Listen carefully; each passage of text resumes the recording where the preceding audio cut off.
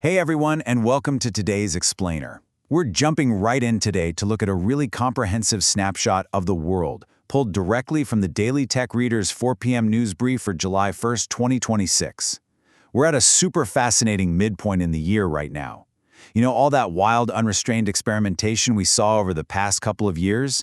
Well, it's finally crystallizing into serious global operational refinement. Okay, let's just get right to it. The briefing hits us with this incredibly powerful anchor quote right off the bat. Enterprise AI continues its transition from innovation project to everyday business infrastructure. Now think about that for a second. That is the macro trend defining our day. The novelty phase, it is officially over. We aren't just talking about cool tech demos anymore. We're talking about the actual concrete foundation of modern business. It's happening right now, and it is reshaping everything, from our energy grids all the way to global financial markets. Here is our roadmap for the Explainer today. We'll be hitting 5 key areas: AI as everyday infrastructure, powering the digital boom, transforming work and health, global markets and geopolitics, and finally, the next frontier. All right, Section 1, AI as everyday infrastructure, from pilot to practice. It's kind of wild how fast things are moving right now. The pace of deployment is just absolutely blistering. Look at the stark contrast here. Just a short time ago, businesses were totally focused on experimental pilot projects, tinkering around in isolated labs. But this July 1st data shows a massive migration over to everyday, factory-level infrastructure. Foundation models are now intensely competing on things like efficiency and operating cost. The market is demanding practical, working deployments over shiny experiments. So what does that actually look like on the ground? Well, AI agents aren't just novelties. They are baked deep inside our daily workflows. Coding assistants are completely reshaping how software development works. And multimodal AI, systems that can just effortlessly juggle text, audio, and video, that has basically become a boring, expected enterprise standard. And fueling the whole shebang is this vibrant open-source ecosystem that just keeps pushing the boundaries of what's possible every single day. But here is the crucial takeaway. The metrics for success have fundamentally changed. The honeymoon phase of AI spending is over, guys. Businesses are now judging AI strictly by measurable productivity improvements. Reliability is just as important as capability. And even with all this automation going on, human oversight remains absolutely essential. Companies are laser-focused on profitability and operational excellence, plain and simple. Moving on to Section 2, powering the digital boom and the physical toll of AI. So we've got to step out of the digital cloud for a minute and look at the heavy, grounded, physical infrastructure that makes all this possible. Because, as it turns out, the cloud requires a staggering amount of electricity. Look at how this chain reaction plays out. Step 1. Massive AI data centers drive unprecedented power demand. That triggers Step 2, where utilities are suddenly having to completely rewrite their long-term plans for the sustained load, which inevitably forces Step 3, a nationwide acceleration of grid modernization.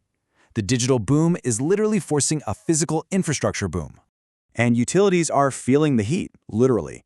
The July 1st brief notes that persistent summer heat is stressing out regional grids, exactly when AI power demand is skyrocketing. To cope with this, long-term planning is shifting in a big way. We're actually seeing nuclear energy, which a lot of folks thought of as a relic, getting massive renewed attention as a stable, vital power source. Combine that with rapidly growing battery storage and new transmission lines, and we are essentially looking at a complete rewiring of how power moves across the country. Section 3, transforming work and health, looking at the human impact. All right, we've talked about software and power grids, but how is this actually altering our everyday lives? Well, in our careers, skills-based hiring is expanding as automation takes over routine workflows. Over in medicine, we're seeing these incredible leaps in AI-assisted diagnostics and personalized precision medicine. And culturally, while we're all distracted having fun with the summer movie season and World Cup knockout matches, AI is quietly behind the scenes, fundamentally reshaping how all that media is actually produced. But hey, it's not just enterprise software getting all the action. The physical sciences are seeing some incredibly resilient innovation. NASA is pushing hard on the Artemis mission planning to get back to the moon. Fusion energy investments, holding steady for our long-term power needs. We're launching expanded climate monitoring satellite networks, and autonomous transport just keeps on improving. This long-term innovation engine is firing on absolutely all cylinders right now, perfectly aligning with this broader era of operational refinement. Section 4, Global Markets and Geopolitics. A Day in the World. Because look, no technology exists in a vacuum, right?